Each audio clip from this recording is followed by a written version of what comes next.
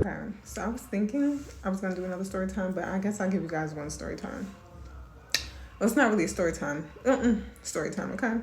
So a little backstory. So to just to give a story as to why I don't talk to my foster family.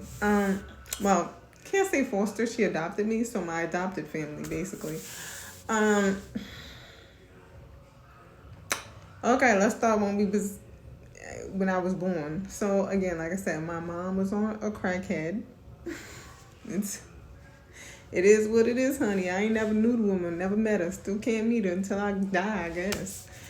Whatever. But I, anyway, let's stick to the story before I get off and make a joke. But anyway, so my mom was a crackhead. R.I.P. to her. And she had drugs in my system, so she's on drugs in the while I was in her stomach, and obviously it goes in your system, and then I become a junkie baby as well. So I had drugs in my system, so doctors and nurses are mandated, so they had to be like, nah, this lady is not in a state of taking this baby home, so we must put her in the system. So my foster mom, I guess, I don't know how they did it in the 1990s. I don't even know how the thing works, to be honest. But obviously she was a candidate. She was obviously looking to adopt. And they offered her me. They said, hey, we have a little baby here. Are you interested? She's at Westchester Medical and whatever. And, they gave her, all my medical stuff and whatever was going on with me and my mom, my history on mom and stuff like that. And she decided, hey, I want her. Okay, cool. Uh, yeah, I did not like growing up in that household. Abusive, toxic, and all the above. Like, that lady, I used to call her the devil. Like, she was the devil. Child, when I was growing up, I knew her as a lesbian. She always had girlfriends. She was a lesbian, she had girlfriends, and that's the type of environment I was in.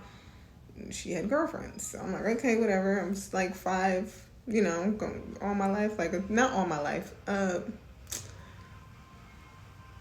knew her as a lesbian, okay? She had girlfriends. And I remember Donna, she would come over sometimes, babysit me and feed me oatmeal. That was her favorite thing, to freaking feed me oatmeal. I didn't know that lady could cook. She was a stud. But anyway.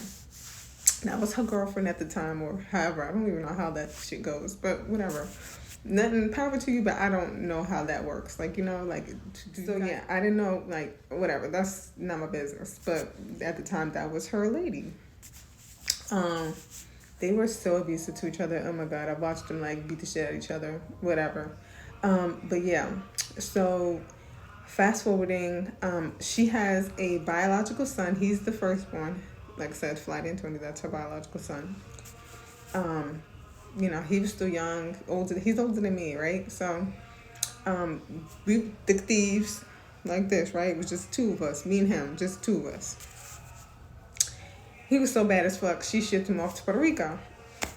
I missed him. I was crybaby. I cried for every little thing. I was crybaby. Growing up, I was crybaby. She couldn't handle it. I cried, good morning, good morning. I cried for every fucking little thing. R.I.P. to my grandmother, Nilda. I loved her so dearly. She raised me like my own. She would just, my foster mom was like, you going to my mother's house. She raised me. We going to the Bronx. She was going to get my hair was like down to here, honey. It was long. Excuse me. Excuse me. And she would take me to go to the hair salon. We have so much fun, me and my grandmother. Like, I never cried around her. She would cook. She was the Puerto Rican mama. The Puerto Rican mama, okay? Everything. She was the realest. Like, she was a gangster. She was an OG. I love my grandmother. So, she basically raised me. Sorry, I'm getting the emails reading it. But, yeah. So, So, fast forward, when I got older, she became, gave her life to Christ, and she adopted more kids, mind you. By then, she adopted like 10 of us. And then, okay, so I'm jumping ahead so let me take my time and back up a little bit. So before she started adopting other people, like I said, Demetrius, he was bad as heck. She shipped him to Puerto Rico with her family. So he stayed there for a while, pretty while. And then she got pregnant by some other dude. It was weird because it's like, girl, do you like women or do you like men? But whatever, each your own. Now that I think about it, that's how I'm thinking. But hey, I was still young. I ain't know shit. I was just like, whatever. I'm at my grandmother's all the time. So I guess that's the time she got pregnant, I guess. And yeah, she had Gabby, her biological daughter. So she only has 2 kids biologically. And then the rest of us were adopted, right?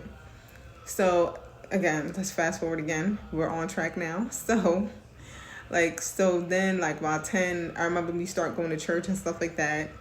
Yeah, she's the devil. Like, she's like one of those people, like, she would hallelujah, hallelujah, at home she beat your ass type of thing. Yeah, she was like one of those fake Christians. She would hallelujah, hallelujah. And then at home she'd say, yeah, a bunch of motherfuckers, you ain't shit. Yeah, y'all, you know, and then beat your ass for no reason, you know. And then she tried to shelter us. She was real strict. It was strict over there, honey. It was strict. It was strict over there. Yeah, she favored her daughter. It is what it is. She favored her, and even to this day, she still favors her, which is fine. That's their business, not mine. But at the time, I was an angry little girl. I had anger issues. I would be in fights every day. My foster mom did not give a fuck. They would call her. She'd be like, I don't know what you want me to do. You do not, you know. But if I knew if they called her, when I get home, I'm going to get my ass beat, like street beat. Like it wasn't no beating like, you know, like a mother beats her daughter. No, it was kind of like, bitch, you a stranger. Let's square up type beating. She would choke the shit out of you. She'd give you black eyes. That was her signature, honey. Give you black eyes, honey. You raccoon, all that, and choking the shit out of you. Child, that lady was. I thought I was gonna die in that house, but yeah. Anyway, that was just. I did not like it. I'm being real. Like I did. You really thought if somebody be like, oh, I wish I could go back to being a child if I was young. No, fuck that. I'm okay with being an adult now. I'm okay with that, to be honest. Yeah, you did some shit, but I don't want to go back to that. Promise you I did it. And then there's like stuff she would say growing up to me, like she was like, oh, I found you in a dumpster. This is way before, like I said, I found my biological family when I was 33. So what the stories they tell me is not the shit my foster mom was putting me through. She made it sound like I was like, my mom didn't want me. She never cared about me. She never looked for me. I was found dumped in the dumpster. You know, she would just say shit to antagonize me and shit. It was just really weird. Like, what's the reason? Like, she was trying to break me. Girl, you did not do a good job at it at all. Because here I am. You know, in my own little mindset. But yeah. And that's why I don't fuck with them at all. Like, I don't. Yeah. And let her tell the story. It is what it is. Like, I've heard her telling the story. Like, I've heard church people tell her... telling them stories about me. I'm like, girl, I haven't talked to you in years. Like, you still talk? I'm still on your mind? I'm still on your mind, yeah. Well, honey, I'm glad I'm on your mind, but let me get out of your mind. You feel me? Like, what's the reason? You miss me or something? But anyway, it is what it is. Like I said, I don't want to go back there. It was, that gives you PTSD. Until somebody talk about childhood, honey, it was not all that. It was not peaches and cream. Granted, that lady did. She was, I'm not gonna lie. She had her own daycare. We were never, I'm not gonna say we was broke or we went on trips. We did stuff, you know.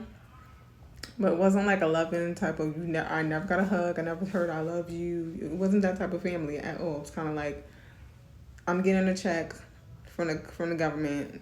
I'm feeding y'all, clothing y'all, doing all things so that I could be not on their radar. You feel me? Like that type of shit. But it was kind of like she had a strict program. It was fucking abusive. I don't want to go there.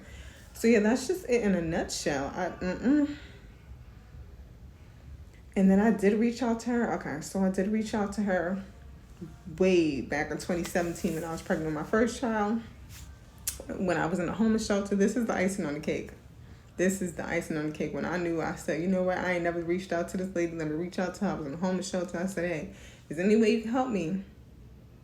I'm in a homeless shelter. There's only way you can help me. She said God told her not to help me. I said, oh, never again. So, yeah. That's why I said that's people scare me. I don't fuck with people. I stay in my lane and figure it out on my own. That's the best way. I may not be perfect. I got my shit together all the way. I'm trying to get there. You feel me?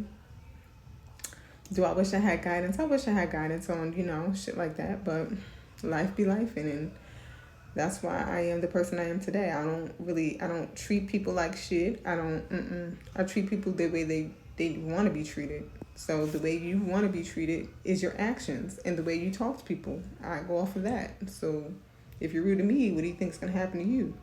I'm going to be rude back. I'm that type of person. So yeah, that's just a little backstory of why I don't fuck with my foster family. So yeah.